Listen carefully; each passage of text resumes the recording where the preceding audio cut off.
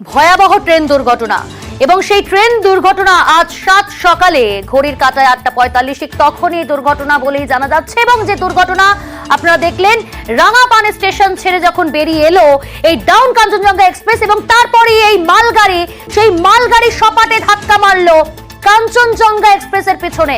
3টি বগি লাইনচ্যুত, 2টি বগি একেবারে দুধারে লাইনে পড়ে গেল এবং একটি বগি ইঞ্জিনের ওপর উঠে যায়।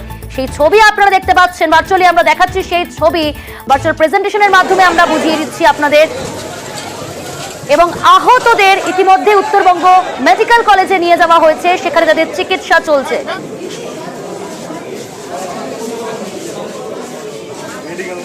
উত্তরবঙ্গ মেডিকেল কলেজে চিকিৎসা চলছে। 8 জনের মৃত্যুর কথা জানিয়েছে ইতিমধ্যেই রেল।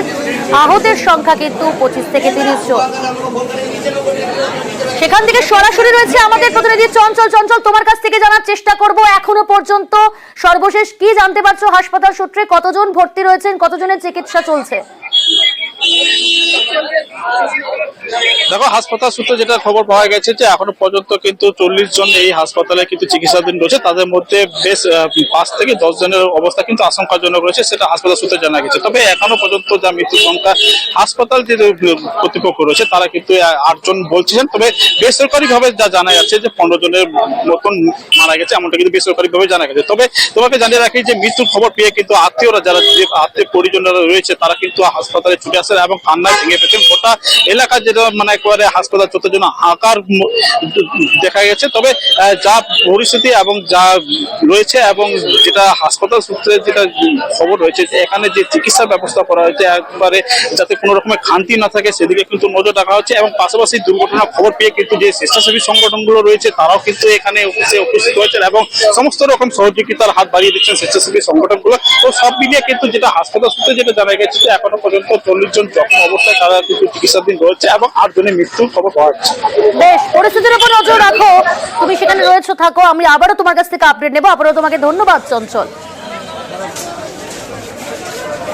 পিছন দিক দিয়ে মেরে দিয়েছে মালগাড়ি, আমরা পিছনের 2 নম্বর আতঙ্ক তো হবে। পুরো টিম কাজ করছে, 4-5 জন সিরিয়াস পেশেন্ট আছে এবং অপারেশনও চলছে। যারা নিহত হচ্ছে তাদের কি চিহ্নিত করা গেছে? কয়েকজনকে গেছে, কিছু জনকে যায়। এখন অব্দি 8 জনের দেহ। আহত প্রায় 40-এর। কিন্তু কেন এরকম ভয়াবহ রেল দুর্ঘটনা? কেনই বা বারবার যাত্রীদের সুরক্ষার প্রশ্নের মুখে? এই প্রশ্নগুলো কিন্তু ইতিমধ্যে এই দুর্ঘটনার পর উঠতে শুরু করেছে। শুধু তাই নয়, আপনাদের জানিয়ে রাখবো যে আজকের এই দুর্ঘটনা কোথাও যেন করমণ্ডল এক্সপ্রেস সেই স্মৃতিকেই ফিরিয়ে আনছে।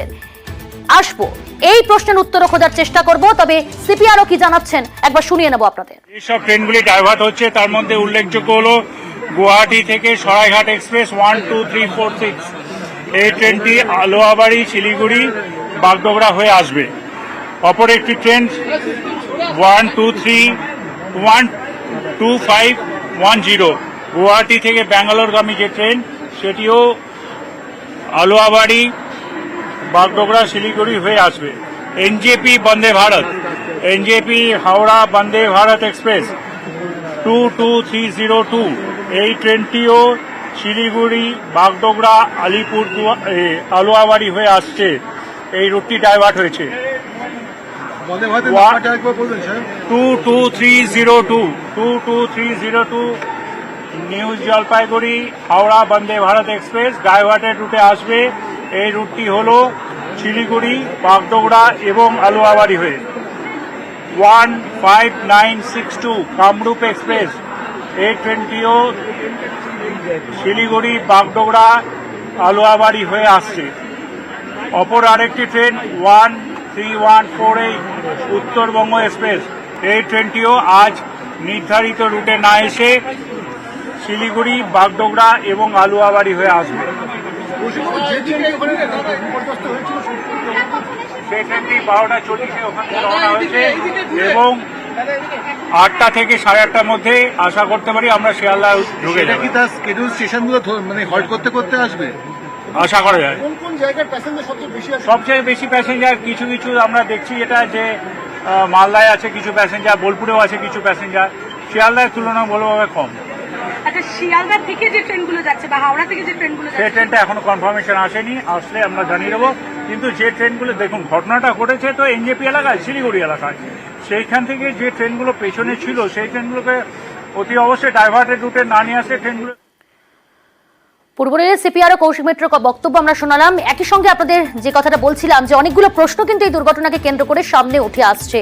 যাত্রী সুরক্ষা নিয়ে কেন বারবার প্রশ্ন উঠবে, এই প্রশ্নও যেমন উঠছে, একই সঙ্গে বারবার কেন একই লাইনে দুটি ট্রেন এবং দুটি ট্রেন মুখোমুখি না হলো ধাক্কা, যার যেরকম একের পর এক দুর্ঘটনা ঘটছে। আপনাদের মনে থাকবে করমণ্ডল এক্সপ্রেস গত বছর 2023 সাল 2রা জুন করমণ্ডল এক্সপ্রেস। আপনাদের মনে থাকবে 2022 সালে জলপাইগুড়ির ময়নাগুড়িতে, সেখানেও দমহানিতে, সেখানেও কিন্তু এরকমই ভয়াবহ দুর্ঘটনা, যেখানে যে দুর্ঘটনায় 7 জনের প্রাণ গিয়েছিল। বারবার এই যে রেল দুর্ঘটনা, এর দায় কে নেবে? কার গাফিলতি? কার গাফিলতির জন্য এই ধরনের দুর্ঘটনাগুলো ঘটছে? কিসের জন্য এই ধরনের দুর্ঘটনা? জানার চেষ্টা করব, উত্তর খোঁজার চেষ্টা করব প্রশ্নের। আমাদের সঙ্গে রয়েছে প্রতিনিধি আবির। আবির, গাফিলতি কার? কেন বারবার এই ধরনের এই দুর্ঘটনাগুলো ঘটছে? প্রশ্নটা অনেক ভাবনার বিষয় রেল আধিকারিকদের কাছেও, যে গাফিলতিটি কার। তার কারণ হচ্ছে বারবার ধরে একটি করে দুর্ঘটনাটি ঘটে এবং সেই দুর্ঘটনার প্রেক্ষিতে কমিশনার অফ রেলওয়ে সেফটি তাদের তরফ থেকে একটা রিপোর্ট তৈরি করেন, সেই রিপোর্ট জমা দেন। তারা উল্লেখ করেন বেশ কিছু নিয়ম পালন করতে বলেন, সেগুলো তার কোনো ব্যবহারিক যে প্রয়োগ সেটা লক্ষ্য করতে পারা যায় না। প্রথমত হচ্ছে আজকে দুর্ঘটনা ঘটার কয়েক ঘন্টার মধ্যেই যখন কমিশনার অফ রেলওয়ে সেফটি তদন্ত করবেন, এটা যখনও পর্যন্ত জিজ্ঞাসা অফিসিয়ালি যখন ঘোষণাই করা হয়নি, তার আগে থেকে রেলের তরফ থেকে বলে দেওয়া হলো যে পণ্যবাহী ট্রেনের যিনি চালক ছিলেন তিনি সিগন্যাল ওভারশুট করেছেন, অর্থাৎ তিনি সিগন্যাল নজর করেননি এবং সেই কারণে তিনি গিয়ে ধাক্কা মেরে দিয়েছেন। এখন প্রশ্নটা হচ্ছে, এখন তো প্রত্যেকটা ইঞ্জিনের ক্ষেত্রে সাধারণত স্বয়ংক্রিয় ব্যবস্থা থাকবে। সে যদি দেখে তার নির্দিষ্ট দূরত্বের মধ্যে সামনে কোনো ট্রেন চলে এসছে, তাহলে সেই ইঞ্জিন থেমে থাকার কথা। এবং তুমি যদি দেখো যে গত কয়েক বছরে, অন্তত 1 থেকে 1.5 বছর ধরে এই কবচ প্রযুক্তি নিয়ে একদম প্রচার, তার প্রসার, বিভিন্ন সময় ধরে রেল তার যে বিজ্ঞাপন সমস্ত কিছুই করেছে, কিন্তু তার বহুল প্রয়োগ যে হচ্ছে না এটা তার প্রমাণ। দ্বিতীয়ত হচ্ছে যে যেটা জানা যাচ্ছে সেটা হচ্ছে যে কাঞ্চনজঙ্ঘা এক্সপ্রেসের যে গতি ছিল এবং মালগাড়ির যে গতি তার মধ্যে ফারাক ছিল।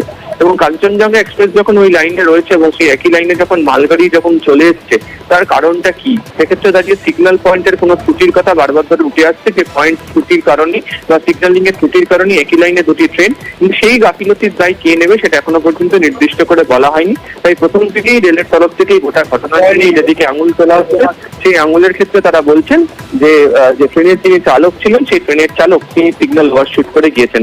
ফলে এই দুর্ঘটনাটি ঘিরে একাধিক প্রশ্ন এবং আগে থেকেই যেহেতু রেলের তরফ থেকে একজনকে দোষী করে কার্যত তদন্ত পক্ষে এগিয়ে নিয়ে যাওয়ার চেষ্টা করা হচ্ছে, তা নিয়ে রীতিমতো প্রশ্ন তুলতে শুরু করেছেন যারা প্রাক্তন রেল কর্তারা রয়েছেন তারা, এবং যারা রেল পরিচালন ব্যবস্থার সঙ্গে যুক্ত তারা প্রত্যেকেই।